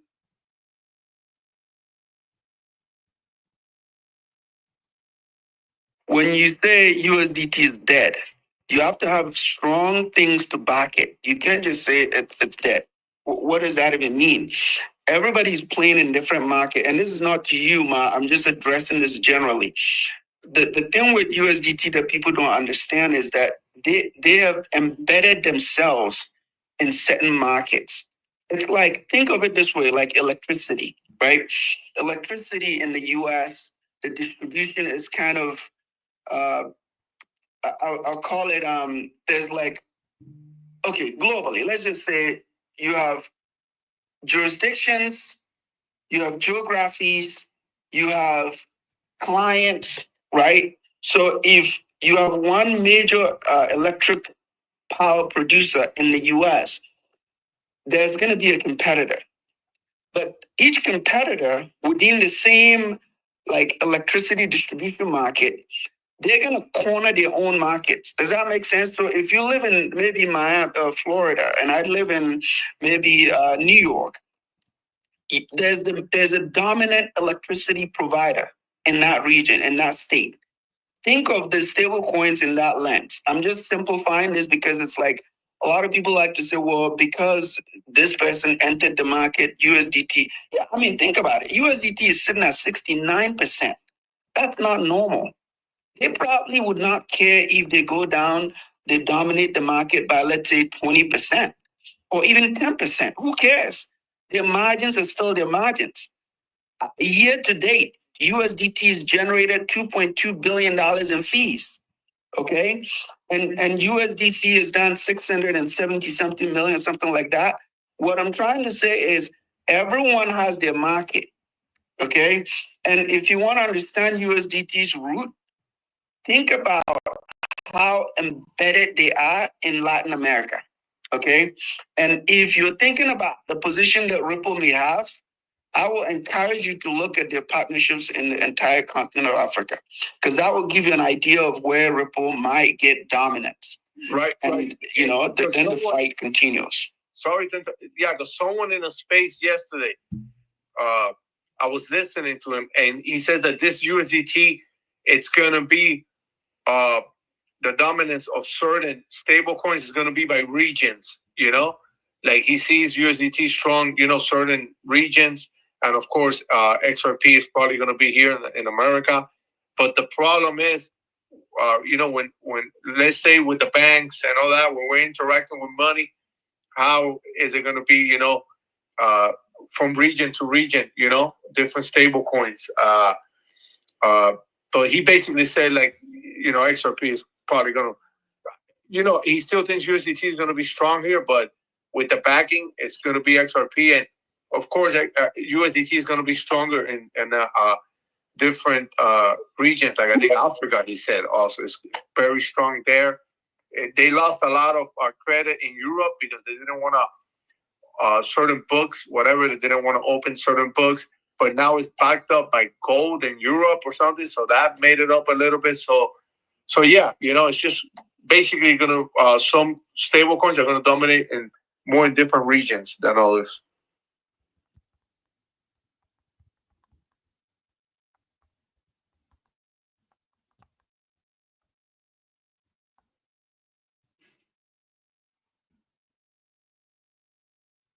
Love it. We got about a half hour left on the Crypto Breakfast Club. Thanks for everybody being here, guys.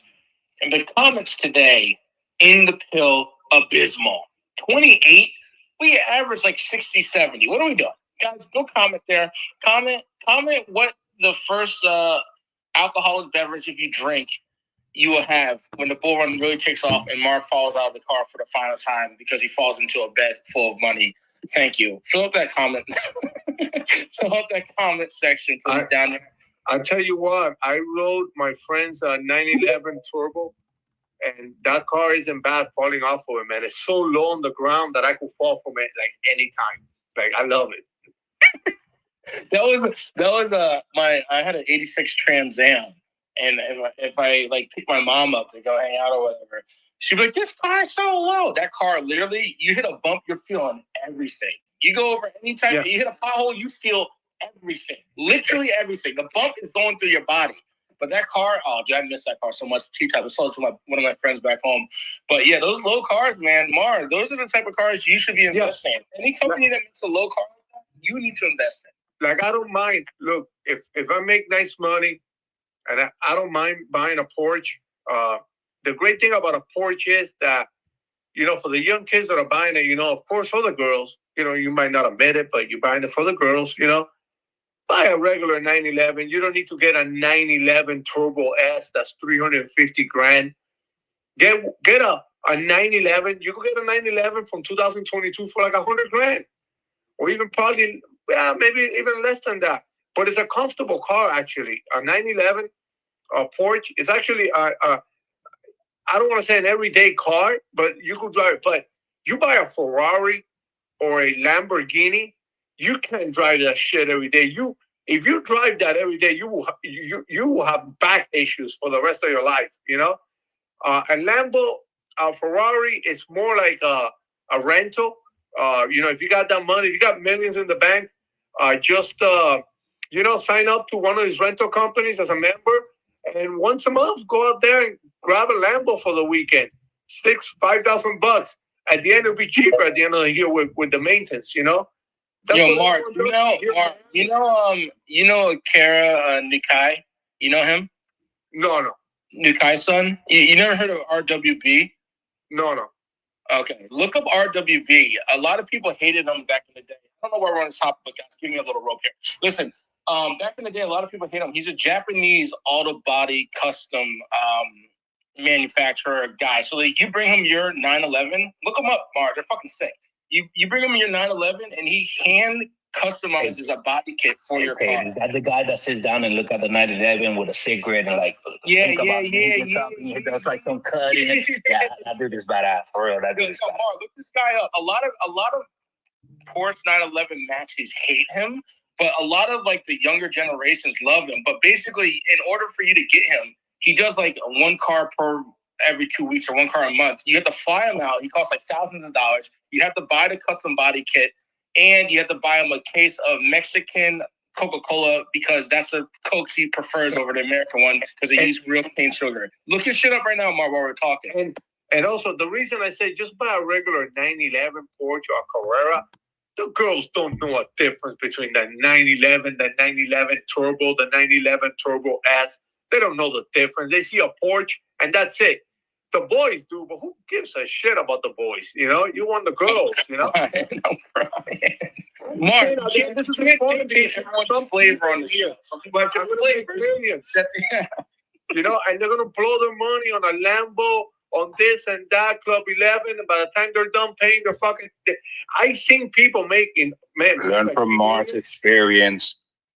They blow the money, and then at the end of the year, they're like, oh, I still got $600,000 left out of the 1.5 million. Thank God. And then comes who? The IRS. Hey, where's our fucking 37%, buddy? And broke again. Seen it millions broke again. Yeah, listen, this is why I'm in Morocco buying fucking horses for $3,000. Fuck all that shit. I'm straight up just buying fucking Arabian purebreds. Yo, I'm trying to have those kind of problems low key though. Like some people's backs hurt because they're working all day. Like Mars' back's hurting because he's whipping the Lambo all day. They're not the same, bro. Listen, I bought the 2000 when it first came out. The 2000, what was it, 19 or 20 Supra? It was like 60 grand. Holy shit! After like, and I try to ride that every day. Like, after like 2 months, man, I didn't have a back anymore. Like my whole back was either numb or in pain. One of the two because of drugs I had to take. I'm like, why is my back killing me? The damn car. You can't drive those cars there. They buy a Mercedes, the wagon, man. Now that's a badass fucking vehicle, bro. You know what I mean? You know? Yo, what's going on? Let's get back to crypto. Mark, go check out crypto, man. We're planning on what we're gonna buy after Paul chain makes it to like, what is it? You said 10 billion? I said, listen, I didn't need you to reveal my price targets on the fucking show, but it's actually 30 billion. That's what I think. To be honest with you, I told Brian that too. I said, dude, 30. Listen. I wish Brian was in this fucking room right now. Brian said, and I have this not recorded, but I'm going to bring it up so he can prove it. And hopefully he comes in the room by the time I finish this. Brian said, if Paul Chain hits $30 billion, he will buy my house cash in Japan. That was our deal. So listen, Paul, baby. Listen, we're going to have a sponsorship until next millennia. Brian asked me to go to a space because he couldn't make it today. He was busy at his 9-to-5 job.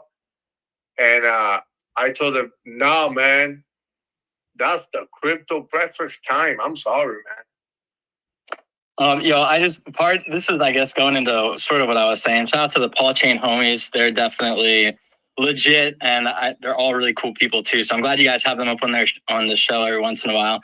But I sort of just wanted to remind us, like, I appreciate all the different perspectives of the show. I'm always tuning in all the time. And just sort of wanted to highlight that for anybody listening, and especially as all of us, we're going to be teaching this next 1 billion people as they onboard into crypto. More and more people are going to come in here. Just like a friendly reminder to everyone, like let's all just be careful whenever we should people or say buy this or do that or look at this. Just like everyone has their own end goals, and we all know this, but just a reminder to everyone to have your own goals. We have like our own plans. So like you can play only Ethereum, you can play only Bitcoin, you can play only Cardano, like, or you can invest, be diverse. Like everybody has their own end goals, their own strategies. So I think it's important for us to just be careful whenever we should, or say, look here, look there. But it's good to highlight all the different aspects of crypto that people are sleeping on. So that's why I love tuning in here. And if you guys want your backs to hurt from driving a Lambo instead of going to work all day, make sure you like, retweet, comment. And I also just want to say, don't sleep on DeFi. I am part of a team. We're at On-Chain Labs, and this sort of goes in chain and to help with Paul Chain as well. But we allow normies, everyday people, to buy crypto in less than 5 minutes on chain.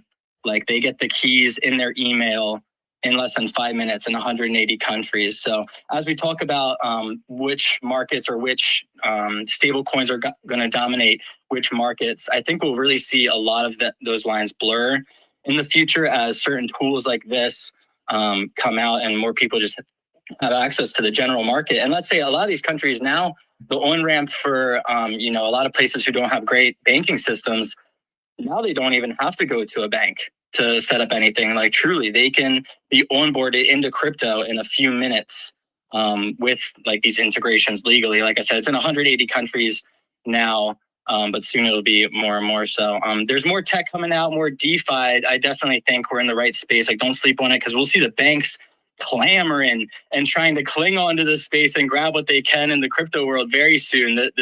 That part of the cycle is coming up, where all the banks are going to be buying up DeFi, and we'll hear them saying that they've been buying it for the last few years, and while they've been shitting on it publicly. But that's what a lot of them have been doing to try and get involved. So Soft Shield On-Chain Labs, definitely check them out. On-Chain Ramp for any projects involved. So if someone launches an LP on Paul Chain, then now anybody with a purchase link to your project can buy your coin in just a few minutes. So super easy, super quick, and don't sleep on DeFi. And just again, to highlight, we all have our own strategies, and you can make your plays, make your money in a lot of different ways. And so I appreciate all the different diverse people talking about different parts of the ecosystem and crypto here. So much love, guys. Appreciate you for having me up here again. Yo, shout out to Joe. Joe, I noticed you changed your profile picture. Change it back. I didn't even recognize you. To be honest, dude, listen, when people come in the room every day, I'm like the Eye of Sauron, dude. I see everything. I'm looking at everything at all times, dude. All right. What a stupid ending to that movie. I fucking hate that shit. Anyway, long story short, I see Matasko's hand up. I'm gonna get to Michael real quick because he was chilling in the room, and then we'll get back to Matasko. We got about 18 minutes left of the show. I see Zach is looking at the charts on his live stream, highlighting Get token for some reason. Michael, what's up, bro? What's up, Breakfast Club? How you guys doing up in here? I'm going to drop some alpha in the room like always. You know what's going on. Hope everybody's having a wonderful day, evening, afternoon.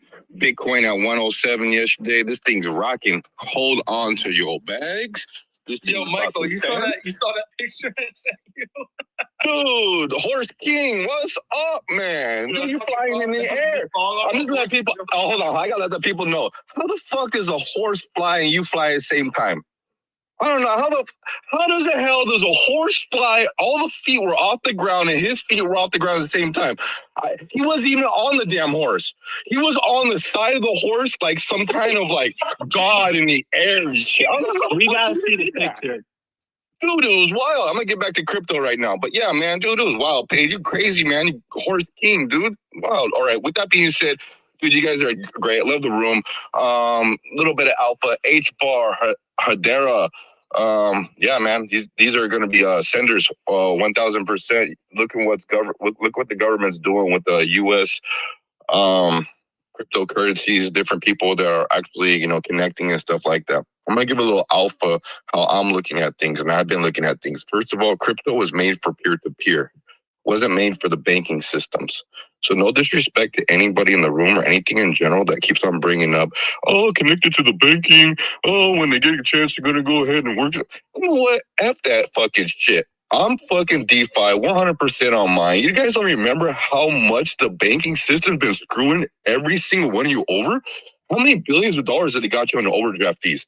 How many times? Yo, Michael, listen, Michael, every time I go to the ATM in Morocco to pull out cash to pay rent, bro, I'm paying like $20. It's crazy. And I've been over here for a year. dude. Like, Yeah. crazy. Foreign transaction fees, I'm done, bro. Get this fucking Solana Tether connection, RSL, whatever, XRP, who cares? I need to get out of this. I'm losing money left and right, bro.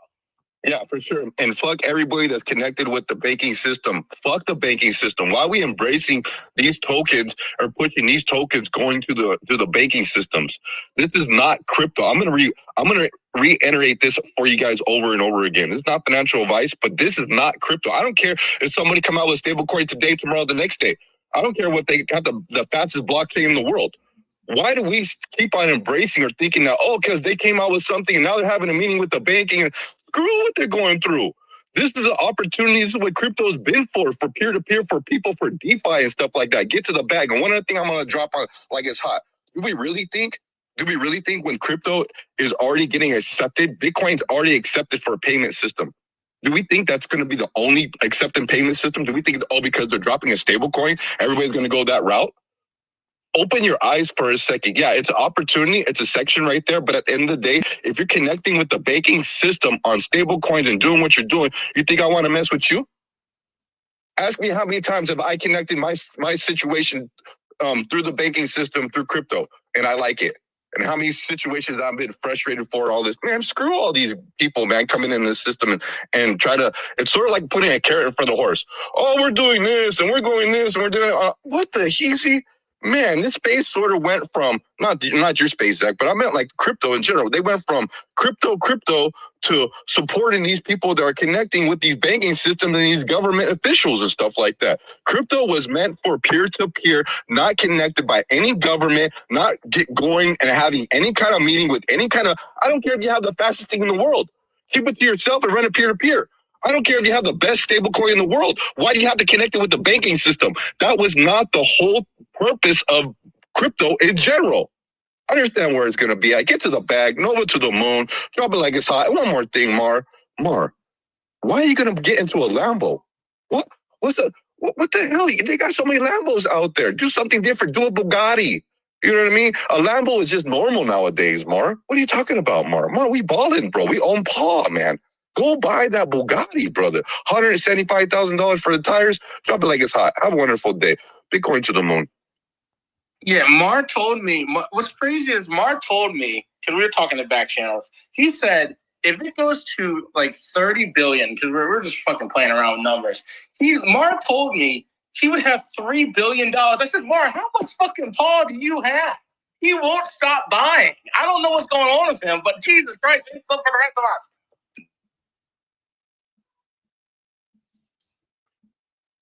Mars holding the floor for sure. General, what's up? He's the floor. We're walking on his shoulders, bro. Yo, real quick, just building off of what Mike said there. Nova to the moon. We got our 5th AMA and the TG tomorrow. Hop in the VC for a chance to win a bag of Nova tokens. Thank you. Let's get it. Yeah, we got about 12 minutes left, guys. I do got to jump right at 11:30 today. I got a call at 11:30, so got to hop over there. Of course, you guys know 9:30 to 11:30 every single Monday through Friday. I know I say it a lot, but I'm just going to say it again. Thank you to everybody, man, who's made this amazing. I'm feeling a little extra grateful, man. We get close to the Christmas and the New Year's, and 2024 has been just a phenomenal year for everybody in crypto. And we started this like midway through, basically, and it seems like we've been doing it forever already. And God willing, we'll continue to do it forever. So you guys make it possible. We appreciate you. And man, let's 6 months, Zach. 6 months. 6 months. Is that how long we've been going with it, Paid? Dude, it's been. I was talking to Postman this morning on a call. I think we started end of April, May. Maybe a little longer than 6 months. That's a long time to put up with Mar. That's a very long time to put up with Mar. You guys get a reward. You guys get an award. A crypto, not crypto people of the month, crypto people of the year to put with Mar. Damn. For sure, bro. Mike, about 6 months, Zach. Maybe 7. I don't know the exact date. I don't feel like going back to your timeline to see the very first show. At some point, we probably should just to know what the date was. What are you guys gonna do for 1 year? We throw a party somewhere, Zach? I'm down. 1 year, bro. I'm down. We could do something like that. Yeah, I'm pretty low key, but for the Breakfast Club, you know, it'll still be relatively intimate. You know, I don't want to do anything too flashy, but we'll do something. We'll do something low key, something cool, something. You know, just with all of us. I think that'd be cool, man. This guy says, I don't want to do nothing too flashy. We have a fucking yacht party. The fucking waiters pull up in Bugattis serving this guy fucking That chicken would be and too waffles. flashy, This bro. guy, don't listen to that. He's gonna be like, Hey, we're not doing just a nothing chill too guy. flashy. Meanwhile, I'm on a fucking yacht with a horse and I'm walking off the yacht with a horse in Miami. I'm just a chill guy, man. I'm just a normal guy. I don't need the Rolexes, the Bugattis. You know, I don't need all that, man. I really don't. You just need a freezer full of Cal, you know? Dude, that costs $600. We're talking about Rolexes and Bugatti. That didn't cost me shit, bro. I'm saving money, bro. Like that's saving me money, and I know where my meat's coming from. That's just a good move. Hey, what he'll do is he'll do a flashback, and we'll all be eating ramen noodles. Oh, dude, So a ramen party, just yo, we ran out of yacht for the fucking 1 year anniversary, and all this. Bring your own ramen. Bring your own ramen. BYOR, bro. BYOR. Burnett's and cheapest vodka possible and liquor. We got BOGO deals on ramen, bro. Buy one get one. BOGO. He'll give us ramen. Spend $1, get 2 bowls of ramen. No, for real though, man. I mean, bro, I've said this before. As long as I can go to a restaurant and order a steak and not really care what the price is and have a glass of wine, I'm good, bro. I'm good. Listen, Zach. You want to party in Miami, bro? No, I don't, bro. We wake up early in the morning. You know, we drink some whiskey and we go fucking hunt anacondas and fucking alligators in the fucking Everglades, man. That's a all right. You listen. I actually do want to do that. I want to do that airboat and shit though out in the glades because I've traveled down that road a lot, bro. It's wild out there, man. There's a lot of Native American communities out there too, man. I've driven past a couple like these people are interesting, bro. Like, what are they doing out here living with fucking gators and fucking bro? Those people are loaded. They got if you see like all those Indians, all they got is Lambos and Ferraris and shit like that. They have no tax. It's crazy. They own the Hard Rock, you know. They own all the fucking casinos down here in Florida. That's old money, bro. Old. Hey, we got new money. They got old money. Yeah, they're the Tom Buchanans of the world. You know, that's a good reference. Everyone. Mar, are you sure you don't want us all to go duck hunting? Yeah. Listen, they didn't give a shit about COVID. They shut down for like 2 weeks, and they're like, you know what? Fuck you. It's not our registrations, and they opened Hard Rock right away, dude. They didn't give a shit, you know. They get away with everything because you know the history. You know, you all read the history, so. Bro, I think my vote for our get together, the Crypto Breakfast Club get together. I know it's a ways away for some people, but I'm telling you, like it's the way to go. Your dollar goes far as hell, and it's beautiful there, and the food is amazing. I say we go to Bali, man. Let's go to Bali. This dude wants us to go to Bali, so we all are forced to rent his apartments that he bought a few months ago. You're not fooling anyone, Zach. You think we forget, bro? Let's just let's go to Bali, bro. You can get a beautiful villa, you know, and it's that you own next to nothing. No. I mean, they got a lot of options out there, and I'm telling you, man, great food, great gyms, just a great lifestyle, bro. How's the women? Come down. Zach, you know what you should do on a serious note? Make a poll and just give like 4 or 5 options and see where people would be interested in doing it if we did do it. I'm telling you. Oh, you know what? That would be dope, actually. Can we run polls on Telegram? Yeah, I was thinking more so X, but I think we can. We would have to ask Zach from Subway. Well, that'll force people to get in the Telegram. Anybody in this room that's not on our Telegram yet, get in the Crypto Breakfast Club Telegram. Go up to my page, hit Crypto Breakfast Club on X, and then you'll find the TG link there. Hop in there, and because we keep the conversation rolling after the spaces. That would be dope. Maybe put up like 5 different spots. I mean, I guess what would they be? Bali, Miami. I would say Vegas, Barcelona, maybe. Barcelona's dope. Somewhere a in couple Europe. other international plays. Dubai, Yeah, that's the crypto capital hub. Like Dubai, Bali, yeah. Vegas. Well, we could go to Morocco and ride horses with paid. We could. Yo, Casablanca. Casablanca is dope, dude. That's a great city. I want to go to Thailand too. I think that's the lady boys. Yeah, that makes sense. Yeah, let's put Thailand on the list. Nah. We're avoiding that at all costs. I'm not going. Earlier about going over there to Thailand and the Philippines because it was so cheap. A lot of Americans living in Thailand. But anyway, this went off the rails a little bit, but good space. Yeah, everyone go join the Telegram. And for right now, what we should do, Zach, until we figure out the poll situation, guys, just write places you think would be kind of cool to do a 1-year crypto breakfast club party shindig. It could be anywhere in the world, anywhere you guys can think, whatever country or whatever city. And then, throughout the rest of, the next, 6 months or however long, we'll You know what? I'm thinking of this. We could do it in Puerto Rico too. That could be an interesting spot. Puerto Rico could be interesting. And it's, Puerto Rico sucks, man. I was only there once, Mar. Hey, the only thing I was thinking more about Puerto Rico is 5% federal income tax. Well, yeah, that's amazing. I mean, bro, could you figure out a way to live there 150 days to pay 5%? Oh yeah. I mean, set them up real quick. That's what I'm saying. 9/11, Mar. I thought it sucked, Mar. I hope they don't change that. I come to party to Puerto Rico, and 2 of the 3 times I've been arrested, and I didn't even Mar, oh my god. That's not Puerto Rico, the fucking area. That's the Mar, the person. Yeah, they're so strict there. Then of course we gave him some money and we got out. But what did you do? Hit the ducks?